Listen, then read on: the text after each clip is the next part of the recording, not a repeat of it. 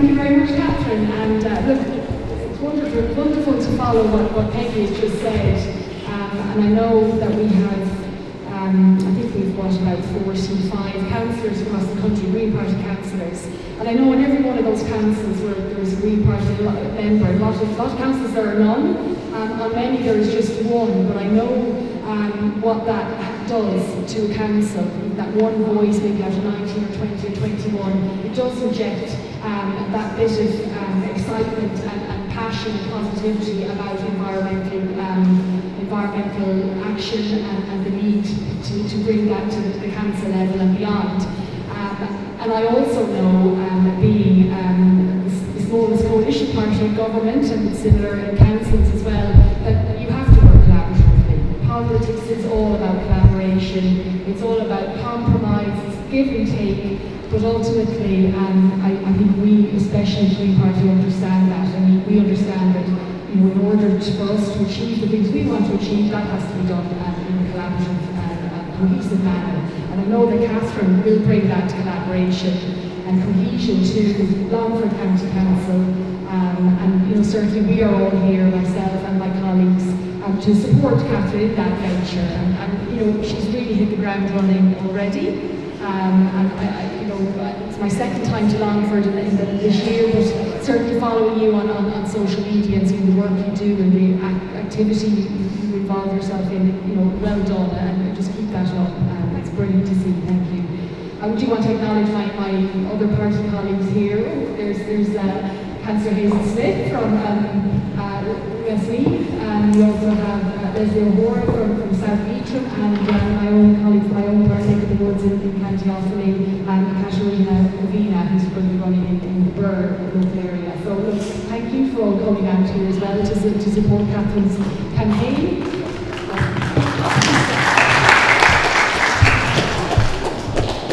And just really, I suppose, there's an exciting programme ahead. There's a lot of information that you're going to hear, and there's a lot of information around the edges for sure as well.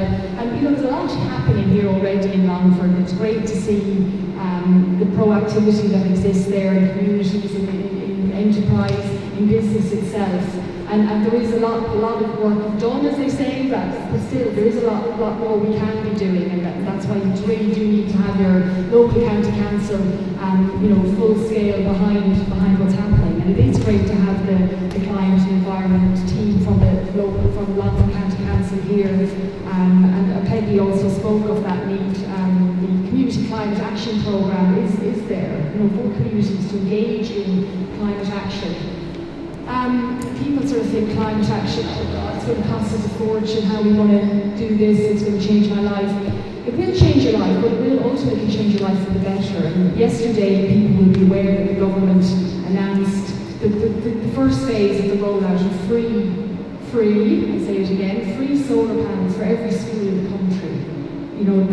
That's going to transform communities, transform schools, transform attitudes as well. And that's going to be rolling out really, really quickly, really soon. And that's a big step, a big visual step as well, and right where we need it, in young people's communities, for young people, the generations of the future, to see how this works. That's one very big, obvious action that's going to be rolled out. And we've already zero-vatted solar panels while we're talking about solar, and there's information to come on that. We've also removed the need for planning permission for solar panels on roofs, so schools, communities, you name it. That's one example of how government is helping communities and local authorities to embrace climate action. There are many, many more across the board, and I'm just going to speak very briefly about two areas within my own ministerial responsibility, well maybe three briefly as well actually, organics, forestry and horticulture. So organics look at a big drive to deliver on that, and to be honest, farmers in Longford, many of them are ideally suited to be organic farmers. I'm from County Offaly, we've similar sort of landscape, similar type of farms, and there's a lot of opportunity there for dry stock farmers in particular to look at it, and we are getting a lot of interest, and I think that's something anyone in here If you know any farmers, all you have to say is, have you checked it out? Have you spoken with your advisor? It might not be for everyone, and I'm not saying it is, but certainly look at it, you know, if you have any farmer colleagues, get them to just have a chat with their advisor and see if their farm will suit. Secondly, forestry. Forestry is quite a big deal in Longford, in this part of the country. Good and bad, you know, we have some poor examples, but we also have some very productive and strong economic communities in Longford as well, built around the forestry sector. And we have great aims, and we do want to hit those aims in terms of increasing our afforestation, planting a bigger variety of trees, more spread out across the country. But we also have ambition in terms of decarbonising our built environment, our construction sector, the homes and buildings of the years ahead. And we need wood, we need timber to do that with, and timber comes from trees. And the timber we need comes from the faster growing, softer conifer-based trees. And while some of those have been a challenge in certain parts of the country, you know, Leitrim in particular, a lot of it comes down to the management of them rather than the tree species itself. So we are, you know, endeavouring to improve how we manage forestry plantations in the years and decades ahead. And we have put in, you know, huge sums of money there to encourage farmers, landowners to plant trees. And again, I would encourage any of you, if you know anyone who might be interested, to certainly engage with the programmes that exist. There's one particular one that is capturing a lot of imagination among farmers. It's the small-scale native woodland scheme, where farmers can plant up to 1 hectare, and up to 2 actually if they have a suitable waterway, without the need for a licence. Some of you may be familiar with the challenges around licensing in forestry. It's been a massive problem for me and a challenge for me in the last 3 years, but we have got it right. But this is an option. We don't even have to go through that onerous system. And there's very, you know, generous, lucrative tax-free payments for 10 years. There is also for the local authorities and for public land owners to plant native trees as well under the Forests and Public Land scheme. That's something everyone should bring to their councillors and budding councillors and those alike. Have you any land that you'd like to plant some native trees on? The government's willing to pay for the planting, so just keep that in mind as well.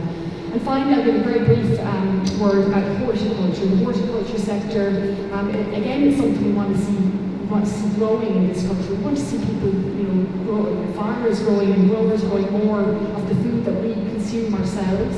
It's a very challenging sector in the commercial side of things, but maybe a little more closer to home. There's a great desire now out there for people to engage in growing in urban areas and in towns, and to have access to somewhere to grow. So whether it's a community garden or an allotment, and we have recently launched a new horticulture strategy for the next, I think it's out to 2030. But in that, there is one of the actions is that local authorities will get more active in this area. So again, I would encourage everyone to engage with the local authorities and their councils to say, well, what can we get the council to do to help us either establish or support an existing community garden or allotment, because it is important, and that connection, people want to know more about their food, they want to engage more in growing food, and it's a wonderful opportunity again for young people as well to get involved. So I mean, I think they're, I suppose within my own area, the 3 main things I wanted to bring to this, but I know you've got a really, really exciting you know, lineup of information. I think it's a very exciting time of change. I mean, maybe change is never, people shy away from change because change is a bit different from what we are doing things, but we know we've massive challenges ahead in terms of climate, in terms of biodiversity, in terms of water quality, all these things that we've taken for granted for so long. We cannot continue to take them for granted. They're just too important to our very essence, our very lives. And we know that now, and we know what to do. We don't have every single answer, but we know the direction of travel we do need to take.